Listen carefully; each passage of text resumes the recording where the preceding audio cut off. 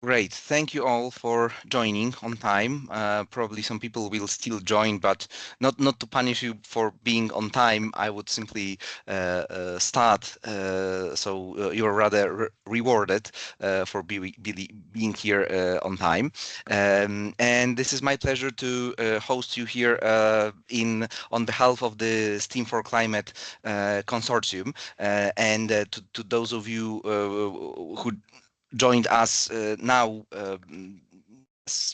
Just the brief information that this is the third out of fourth meetings. So today is almost the last one. Still, you have time to join for the last one next week. Again, just give me like 2 minutes to remind you that our project is funded by European Union under the Erasmus Plus program, and with our partners from Poland, Germany, Greece, and France, we are working on this climate education toolkit. And within this project, if you visit our website, you can already download the PDF with the STEAM4Climate curriculum, so with the handbook, how to teach about the climate on the pedagogical aspect, as well as with the introductory activities, how to introduce complicated topics in the classroom. But today we are meeting because of the toolkit that we did. So the idea how to implement climate change through the project-based activities. So I just want to put this as a teaser that it's worth going there and looking into the details. And out of the 5 scenarios that we described there in details, today with the colleagues from Greece, from Edumotiva, we are going to, or they are going to, and showcase to you the part about the energy production and sustainable housing. So without further ado, I want to just say that I'm very happy that we reached like half of the Europe, and sorry, I haven't updated this. Georgia is not on the list, but I see people from Georgia joined as well.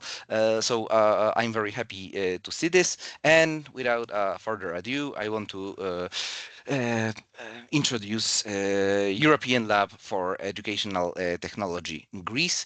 And now, and just an organizational thing, we'll give the floor to Krisa and René. If you have any questions, there is somewhere there button of Q&A, and there is a chat, so I'll be answering if you have any technical problems. So now, thank you very much, and René, the floor is yours. Thank you, Darek, very much for this brief and to the point presentation, introduction. Let me share my screen.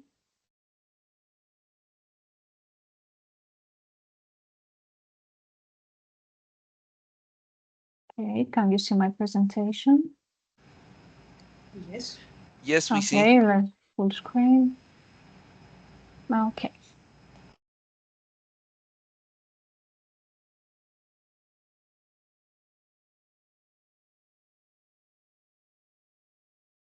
Okay, thank you all for joining today's webinar, which is actually the third, as Darek mentioned, STEAM4Climate webinar for teachers, titled Harnessing Wind and Sun. And the focus today is on is to explore renewable energy, specifically wind and solar power, through meaningful projects enriched with hands-on and project-based practices. Just a few words very briefly about myself. I'm René Alimisi. I'm a learning technologist sorry. I'm a learning technologist and project manager of EU-funded educational initiatives and projects, particularly in the field of STEAM, science, technology, engineering, arts, and maths. And I'm active at Domotiva European Lab for Educational Technology. It's a non-profit organization which is based in Greece, in Sparta, in Athens. Our premises are in these two cities. And our focus is on improving education through STEAM pedagogy. One of my key interests is the design of learning experiences that combine creativity, hands-on making, digital and physical tools, which is very much at the heart of Domotiva and of what we are exploring today, especially within the context of climate change education. Together with us today is my colleague, Dr. Chrissa Papassaradou. Chrissa, would you like to share a few words about you? Yes, hello all. Thank you for being with us today. I'm Chrissa Papassaradou. My background is on architecture, but due to my PhD, which was on the new technologies in informal educational spaces, I had the opportunity 8 years ago to start and working with Domotiva. So I have the role of the trainer and the researcher, and I also participate in EU-funded projects that are STEAM-oriented. But that's all from me. Thank you, Chrissa.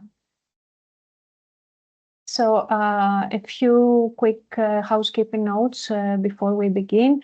As Darek mentioned, you appear muted, but if you have any question or any thoughts to share, please, you can use the chat. We keep an eye on it. And this session, this webinar is recorded. So the recording will be soon available on our website and on our YouTube channel. Today we are going to demonstrate and present you two STEAM4Climate projects. The first one is about the do-it-yourself wind turbine, and the purpose of this project is to design and build a small-scale turbine capable of generating enough electricity to power one or more LEDs. It is suitable for students 12 and up. So basically, we're talking about secondary school education, and can be carried out over roughly 6 hours. But I have to add here that this is adjustable to your classroom needs. You may decide to spend, let's say, less time on the crafting part of the project, or you may decide to dedicate more time, and then these 6 hours may not be enough. So it is rather flexible on how you are going to use your available time for this project. We follow the project-based learning approach, and we put a lot of emphasis on hands-on practices. Usually, what we recommend is to carry out this project going through different stages. For example, brainstorming, designing, electrical circuit making, construction and crafting. We also highly encourage the reflection upon the work that is being done and the experience, and also the communication of the experience and the final result on a wider, with a wider audience. In overall, I could say that the learning objectives are for students to become familiar with the fundamental principles and operations of wind turbines, to construct and operate small-scale wind turbines capable of powering a LED or a series of LEDs, to experiment with various electrical circuit configurations and setups, and to select and use everyday materials and crafting tools to carry out their projects and overcome design challenges.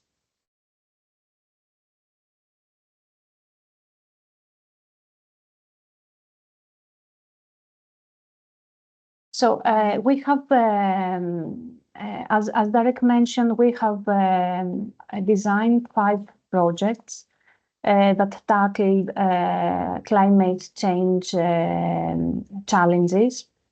And for this project, we have developed the STEAM4Climate toolkit, which includes educational resources for teachers and students, but also components and equipments that are essential for carrying out the project. And here you can see the bare minimum needed for this specific project, the do-it-yourself wind turbine. And these are included in the STEAM4Climate toolkit. So we will need a LED light, a DC motor, and it is recommended that the DC motor comes with crocodile clips, and a propeller. Just a technical note about the LED lights. And here you can see the different type of LED lights that are included in the STEAM4Climate toolbox. It is important when we are using the LED lights to ensure that they are used in the correct polarization within the circuit. And what we realized in practice is that when there are some failures with the connection, then this was an excellent opportunity for discussing the issue with the students and introducing the underpinning scientific concepts. As I mentioned before, we will also use a DC motor, but not in the way it is typically used. So typically we use the DC motor to convert electrical energy into motion, into mechanical motion. In this project, we will do it the other way around. We are going to use the DC motor in reverse to create electric current. And let's walk through the basic steps, the main steps for making the circuit for this project. So the first step is to snap the propeller onto the DC motor shaft. Then to connect the wires to the leads of the LED light, ensuring, as I mentioned before, the correct polarity. And then we have the basic circuit. It's actually a simple circuit, but you can bear in mind that this can be extended, and it can be, for example, we can add more LEDs. We can have the different more wires, longer wires to facilitate the needs of our constructions and so on.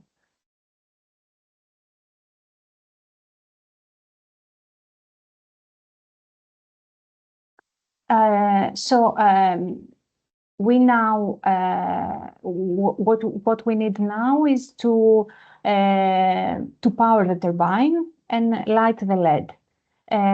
You can use the chat, and you can type down ideas on how we can get the propeller to spin, to move. If we cannot rely on natural wind. Feel free to use the chat and type down your ideas.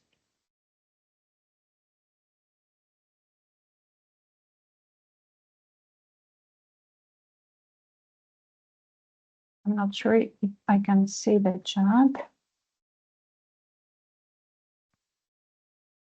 So far, no one used it. Mm-hmm.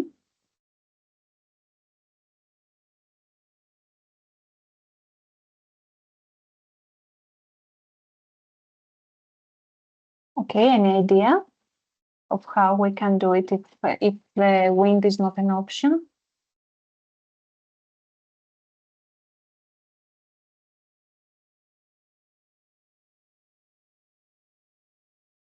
Okay, let me give you some. I see someone. Yeah, someone posted electricity. Electricity. Mm-hmm. This would work. So that's not the goal. Yes, because we use it the other way around. Yeah.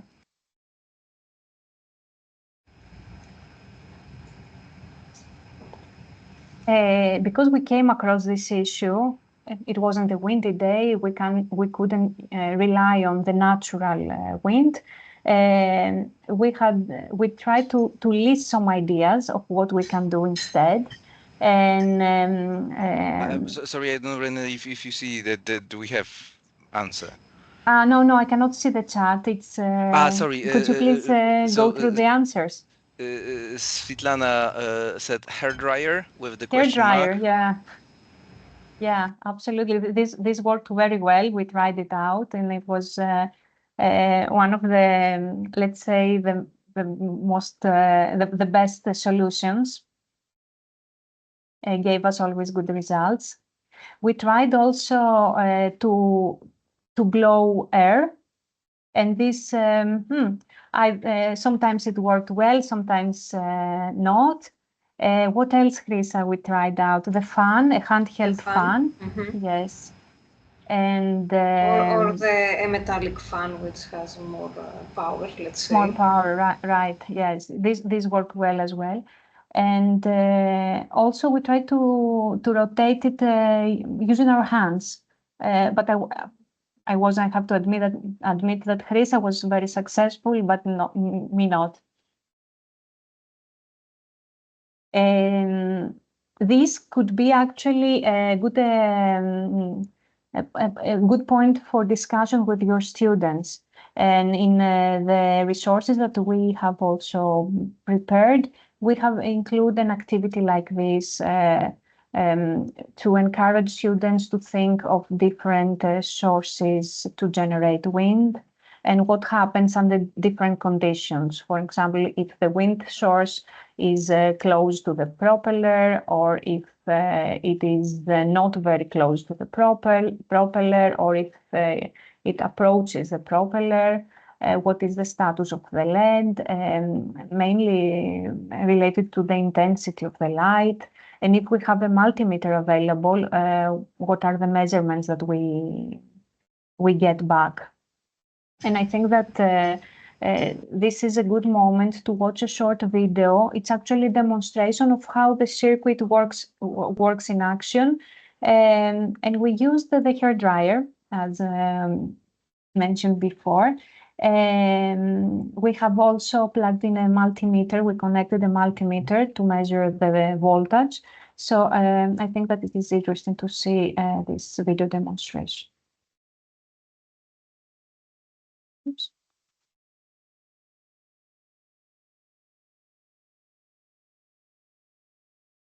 Here is the hair dryer that approaches the propeller. You see how the measurement changes.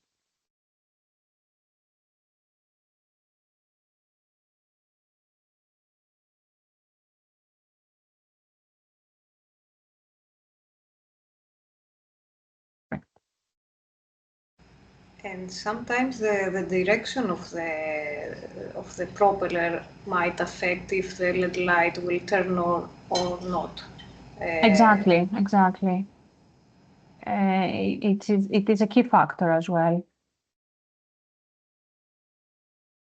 And the propeller itself, I mean the size of the fan. Of the fan, yes, also plays a role. And these also are good observations. Are not good. There is an educational potential in these observations, and good discussion points with the students. Okay, let's move a bit on. As I mentioned in the beginning, we focus a lot on hands-on practices and the crafting process, which we know that it might be time-consuming for schools, but there is inherent educational potential when students are involved in crafting. So we highly recommend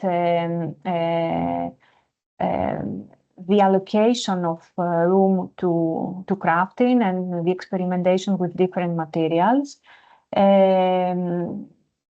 Here you can see an example. We are at the point where we integrate the circuit into a model in order to make the model of the wind turbine. Here you can see an example of we used everyday materials like toilet paper tube, cardboard, and a rubber band to make this model. We also experimented with thick cardboard. These are different paper model parts that have to be assembled and in order to create a more robust structure.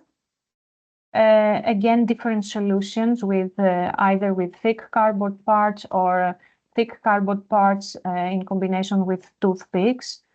So usually, it's up to students' imagination and creativity and willingness to experiment with different solutions. Here you can see another example, another solution.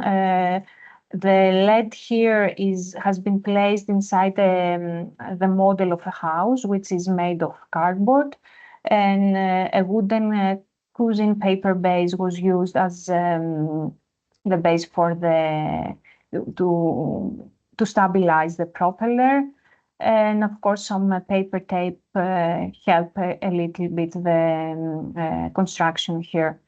This was made by teachers that were involved in the project, as well as this solution, a bit more complex. And they used here balsa wood, screws, pins, silicone, and the propeller was an old computer motor.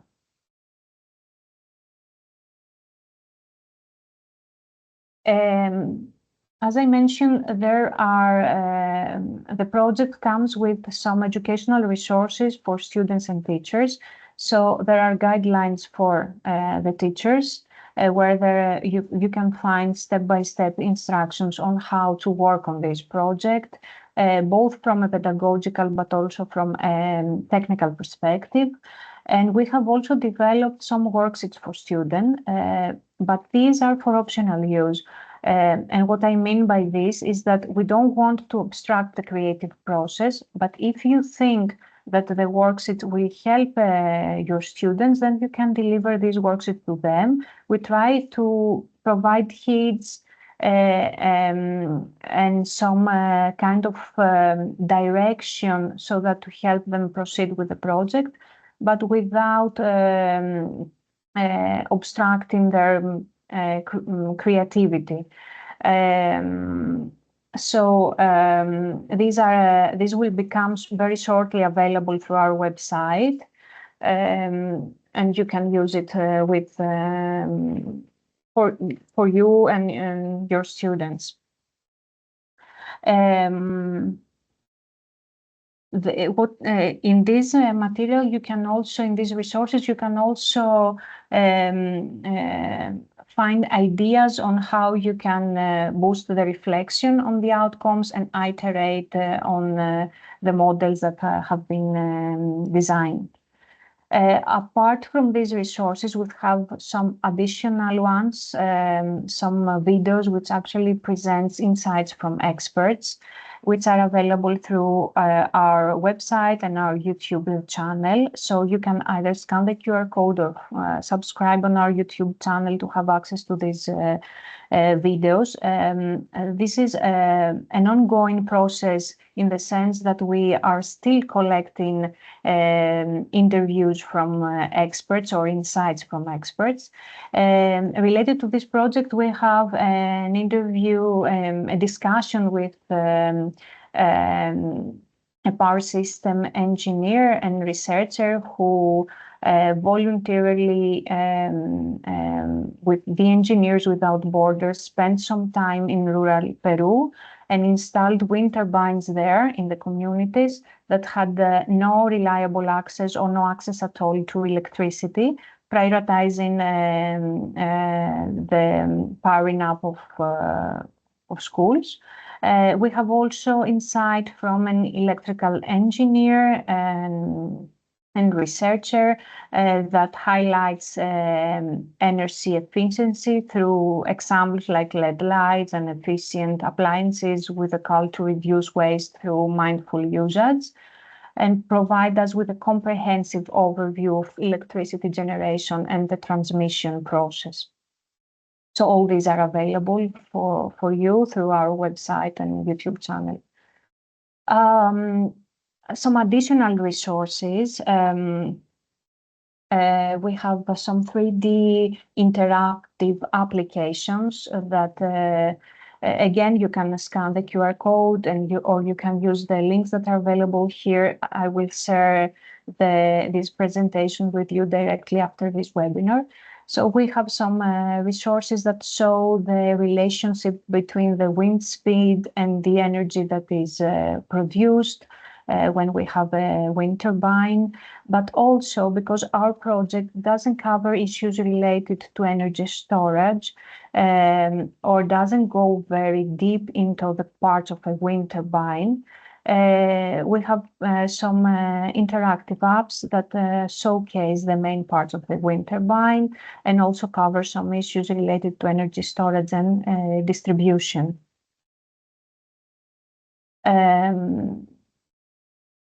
I mentioned before that in the resources that we have developed for you, we also support the reflection upon the experience, and we provide you with a list of reflective questions or follow-up activities that can be done or can be carried out with your students. Before I mentioned that we don't cover issues related to energy storage, but this is something that can be discussed actually in the class. So discussing the limitations of the design through questions like, would you use your design to power up a hospital? Also the connection to the climate change. How does this experience connect to the issue of climate change?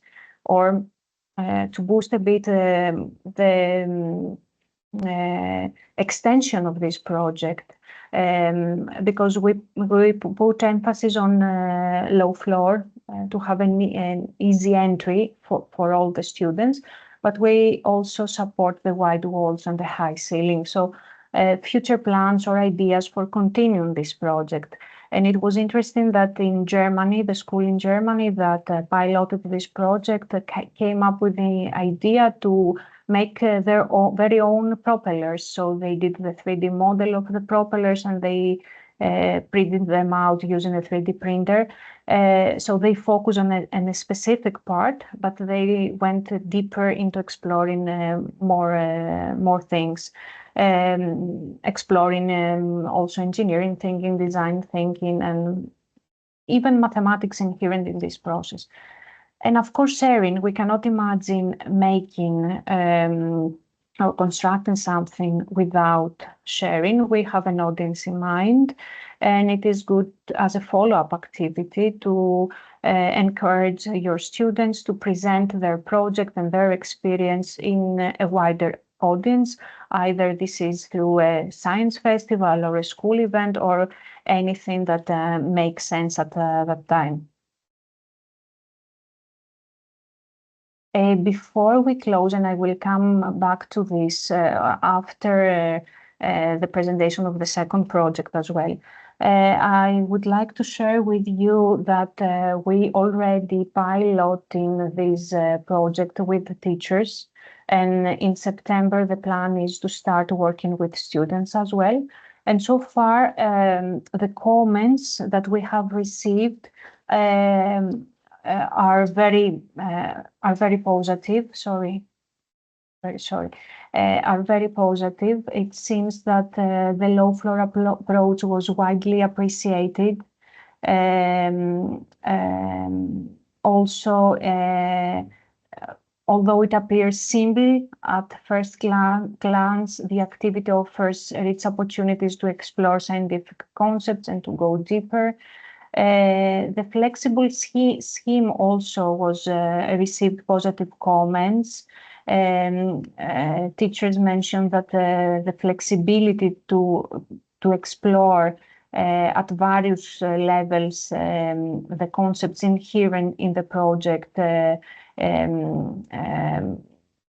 is very helpful, especially within the tight school timetable. The components and that were simple. Also, it seems that they didn't interfere with the learning process. They didn't obstruct or cause frustration to them. So they think that it will not be like that also when they are going to work with their students. And of course, a lot of comments, positive comments, were related to the hands-on nature of this project. But I will come back to this also in the end of this webinar for those interested at listening the preliminary feedback that has been received. So I don't know if there are any questions related to this project. If not, then I can happily give the floor to my colleague Chrisa to guide you through the second project, which is related to solar power.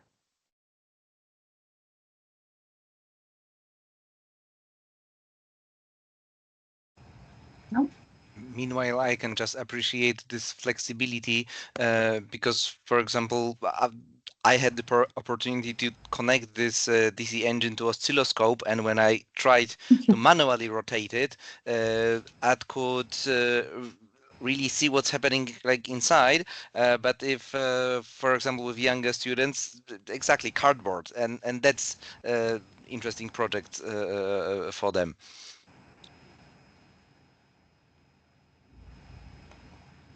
I don't see any questions as well. Yes, and it's also interesting that when we run the training workshops with teachers in Greece, we piloted this project. They come up with lots of interesting ideas of what else can be used, what other materials can be used for at secondary school level at least.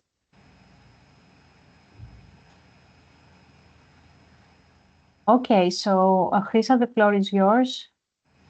Okay, let me share my screen.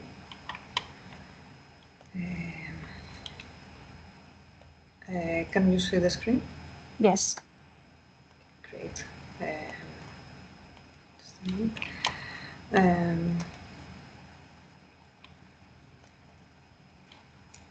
Okay, so the second project that we have, one of the projects actually that we have developed in the context of STEAM4Climate and we are presenting today is the one related to sustainable housing. Through this project, the students learn about sustainable buildings, and they do that by using a solar panel and a component that is able to store the solar energy that is harnessed from the solar panel. Again, this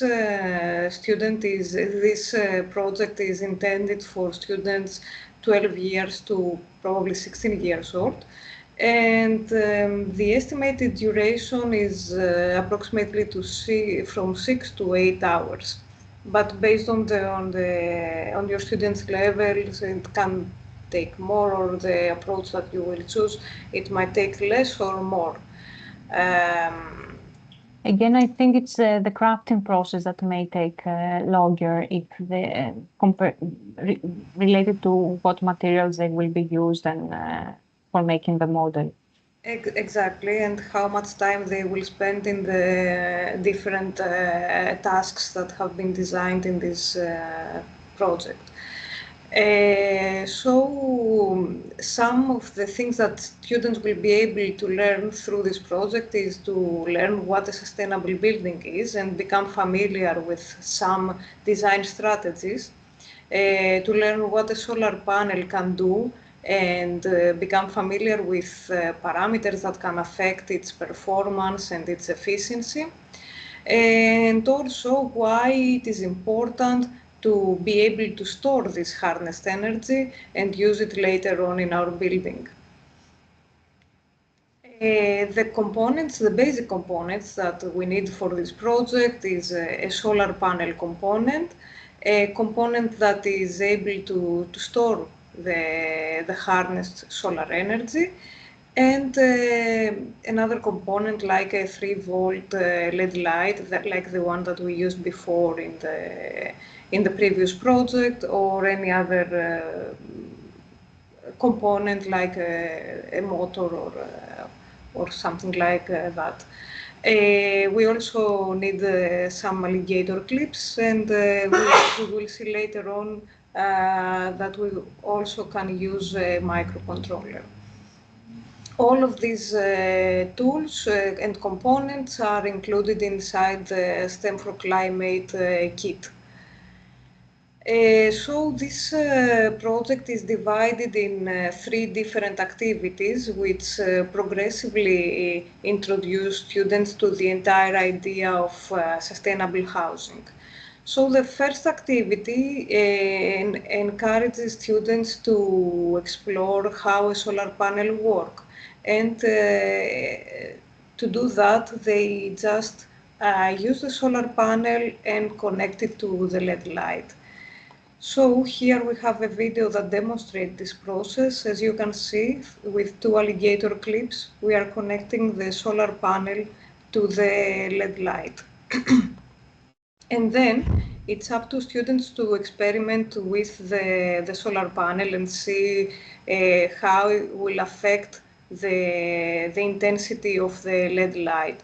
So right now, as you can see, the LED light is not too bright, but if we move it towards the sun, the intensity will get higher. And if we, for instance, block the sun, the LED light will turn off. So in this way, the students can see the immediate effect of turning the harnessed solar energy to electrical energy.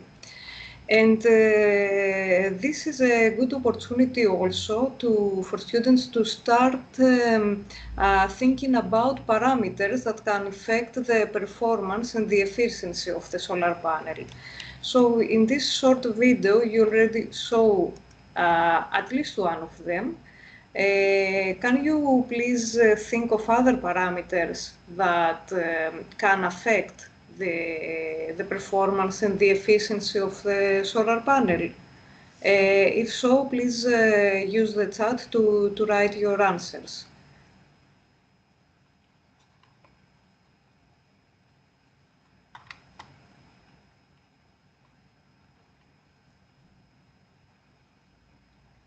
Tiny hint, I'm from Poland, they are from Greece. There is a strong hint there.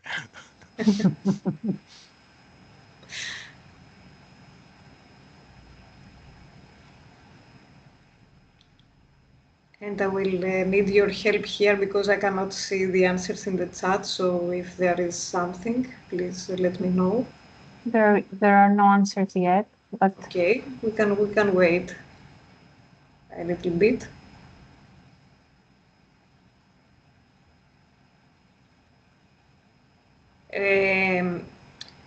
Which parameter do you believe that was presenting during the previous video? Can you think?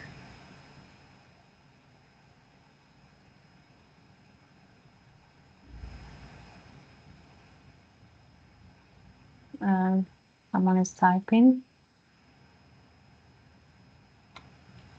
Brightness of LED. This is what has been. Brightness of LED. Mm-hmm. It will affect the brightness of LED.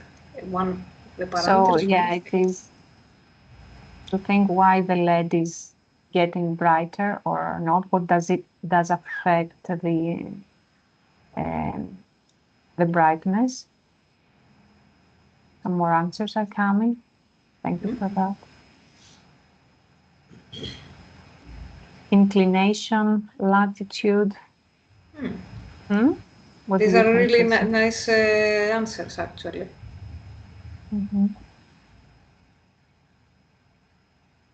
To the point answers, I would say. Shade. Shades. Shade. Yes.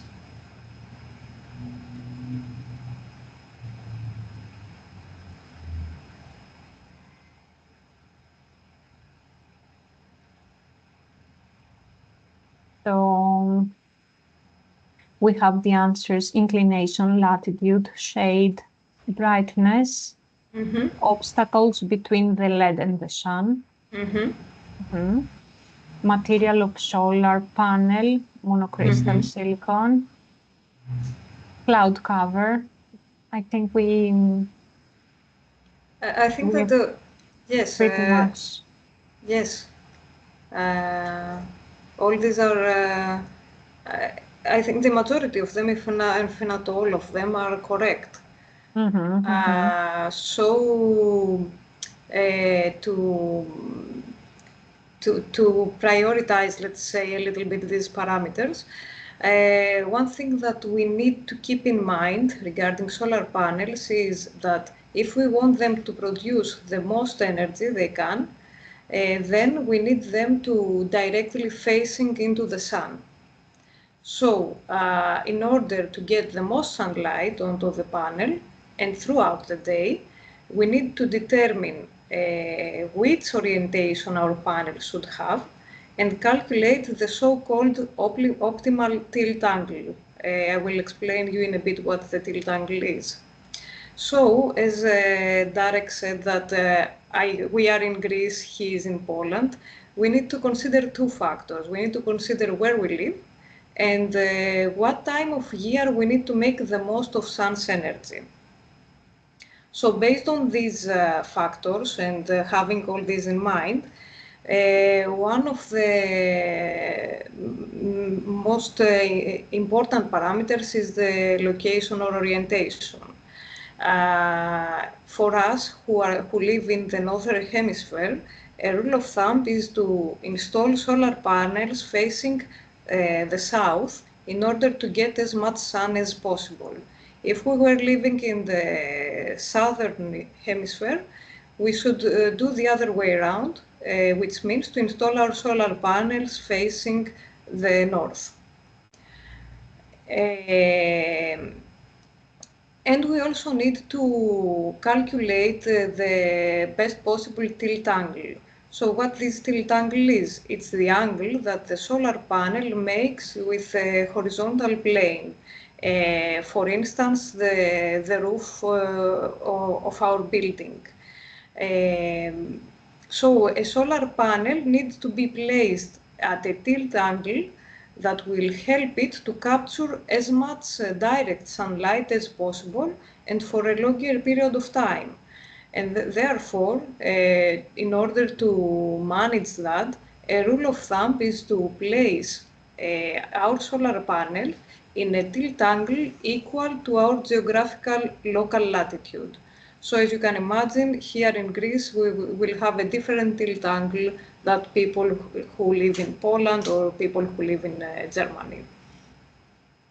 Other parameters that are also important for our solar panels to perform at their best is if we have obstacles that create shadings on our solar panel. As you saw previous in the video, when I covered with my hand the solar panel, the LED light didn't turn on at all. So shading are an important parameter, and they can majorly affect the efficiency and the performance of a solar panel. Other parameters which are also important are the weather conditions. For instance, if we have a cloudy day, our solar panel will work but will produce less power. Another parameter is the dirt or the pollution, the dust that our solar panel might get during the year. So it is important to have a regular cleaning and maintain them. in order to work at their best. And as you mentioned, also to have panels of advanced technology in order to have higher efficiency rates.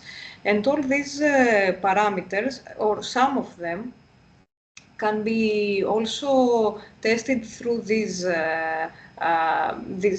component that you saw before. So it is also a good opportunity for you to have a discussion with your students based on these parameters and based on and encourage them to simulate, let's say, some of these parameters and effects that we described here. So, so far, the students have become familiar with the direct transformation of the solar energy to electrical energy and have become familiar with all these parameters that that can affect the solar panels' performance. So the next activity is designed to familiarize them with ways that this solar energy can be stored in order to be used later on and not immediately. So for this purpose, we are using this component that you can see in this image. It's a component that is appropriate for the age of the students. It's really easy to connect it to the solar panel, and it saves a lot of time for this activity to be implemented. In this second task, the students are connecting the solar store to the solar panel, and they are charging it in order to be able to use the stored energy later on. So this is done in this way, as you can see in this video. First, we connect the solar panel to the solar store. Then we are creating a short circuitry to enable this component to enable its storage capacity. So if we move the solar panel toward the sun and wait for some time, approximately 1 minute and 30 seconds, our solar store component will store some energy. And here is the LED light that shows the level of the stored energy. And to test if this stored energy is enough, we can just connect an electrical component like the LED light we used before and see the results. So as you can see, the LED light has switched on. So there is some energy that has already been stored here. And we know that we are using only this stored energy and not using the energy that comes from the solar panel, because if we cover the solar panel with our hand, the intensity of the LED light is not changing. So in this way and through this simple circuit, the students become familiar with ways that the harnessed energy can be stored and can be used by different appliances. And you can be creative. You can, instead of connecting a LED light, you can, for instance, connect the motor that we used before and use it as a fan, for instance, inside the building. So we are using, in that case, we would use the stored energy to activate a fan inside our house. And this is the end of the second activity that we have developed in the context of this project. And if somebody didn't have much time, it could finish the lesson in this activity. But we have prepared one more activity, which familiarize students with the idea of creating smart buildings. So, what if we want to use this solar energy wisely?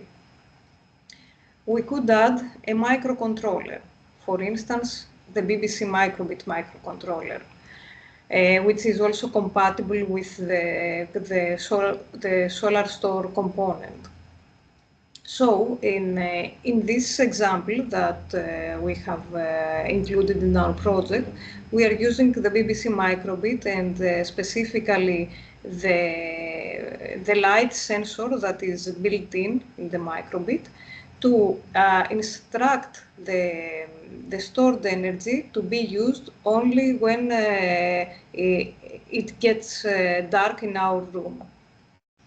So we connect the microbit to the solar store, and by using a quite simple script like this one, which sets a threshold,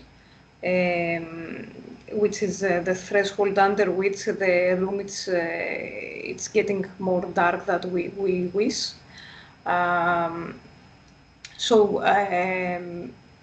Based on this script, if the ambient light is lower than this threshold, then the solar store is instructed to power up the LED light.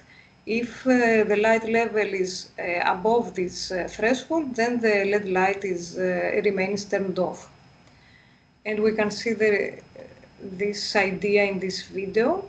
So as you can see, when we are covering with our hand the light sensor of the microbit, the LED light turns on. And if we uncover it, the LED light is turned off. And this is an activity that introduces students to the idea of smart buildings. And of course, you can do the same with different components, like I said before, by using the motor and have different scenarios for a building.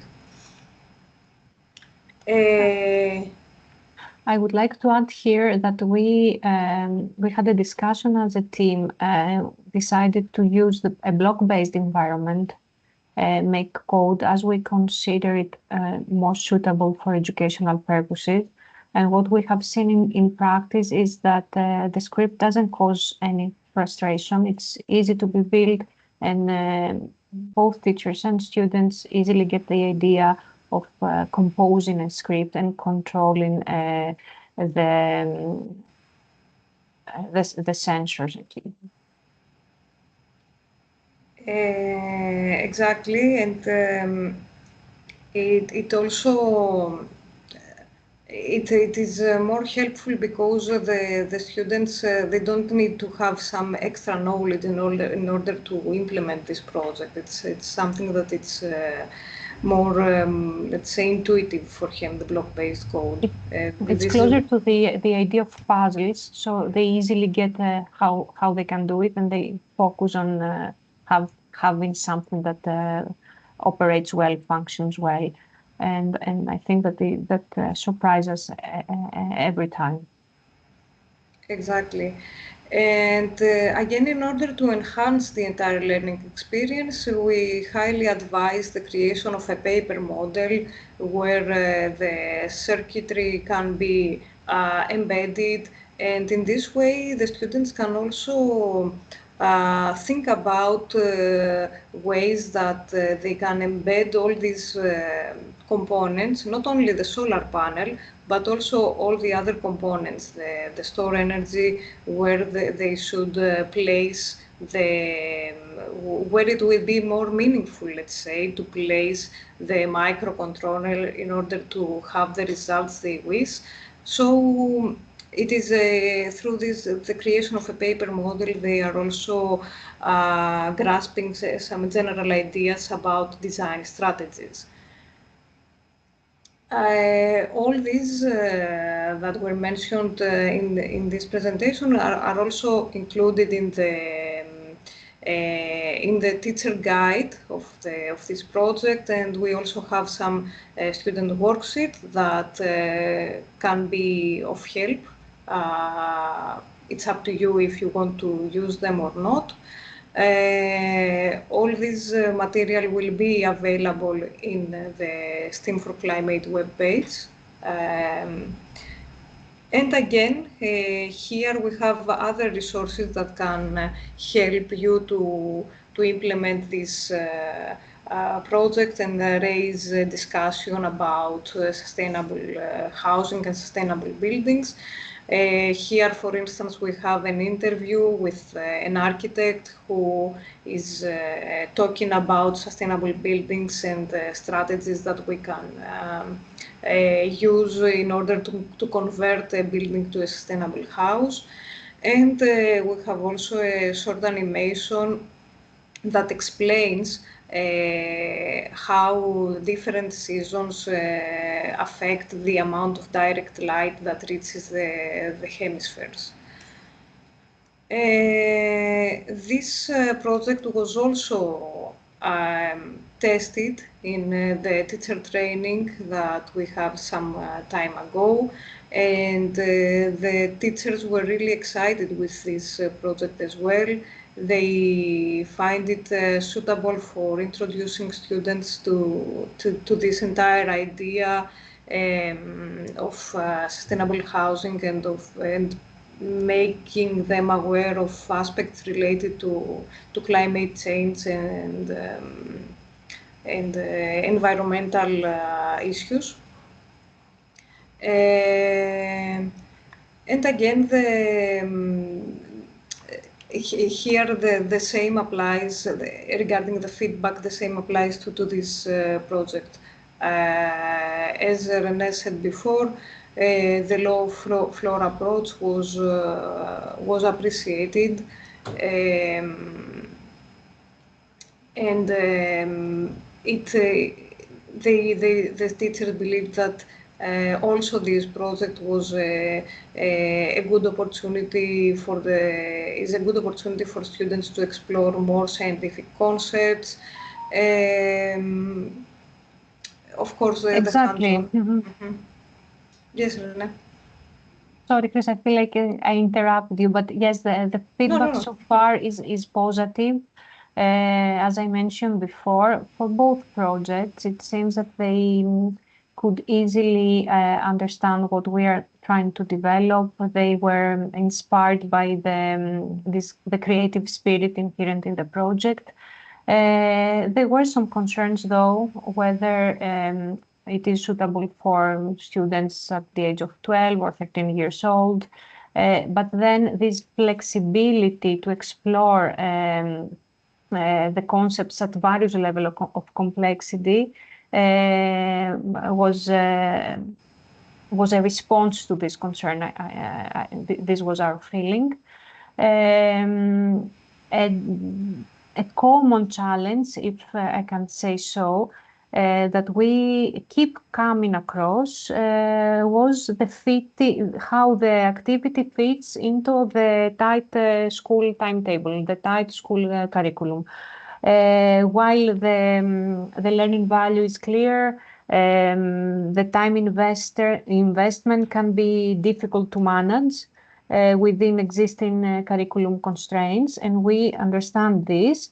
However, we see that they recognize the educational potential, and it's always very optimistic when the teachers try to find ways to integrate into this project-based approach into their teaching practices, and this is very, very optimistic. The process of collecting feedback by the teachers is still on. We expect to close let's say this piloting with teachers by the end of July, and then integrate their feedback and into our resources and material, and continue piloting the project with students. So this is where we are at the moment. I don't know if there are any questions, any comments. You can find more on our website, which has been upgraded with content. You can follow us on the Facebook and on YouTube channel and get in contact with us. Yes, Darek?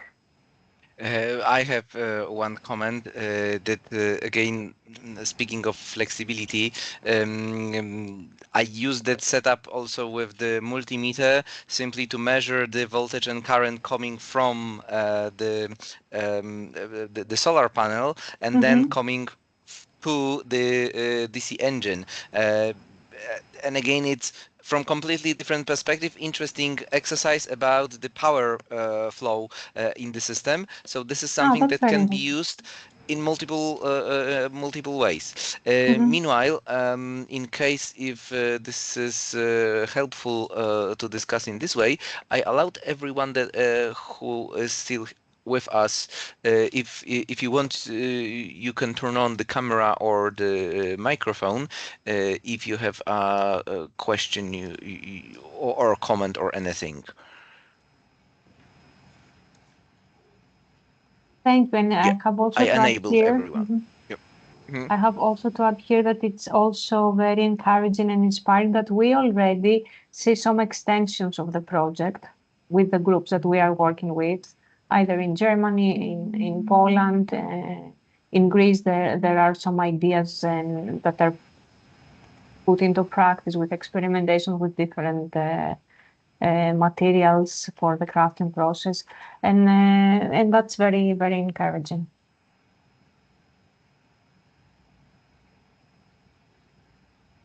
I don't know if there are any questions or comments or thoughts. Something that I would like to add is that in general we were trying to create projects that will help students feel that they can be agents of change, as is the general title of this project, and will make them feel some kind, let's say, of hope for the future, that okay, they can do things to we can make it. Yes, we can make it. We can help turn somehow the climate change to a good direction, to a positive direction. Exactly. And this is also something that we will be very happy if we get signs that this is actually happening during the pilots that are going to start in September.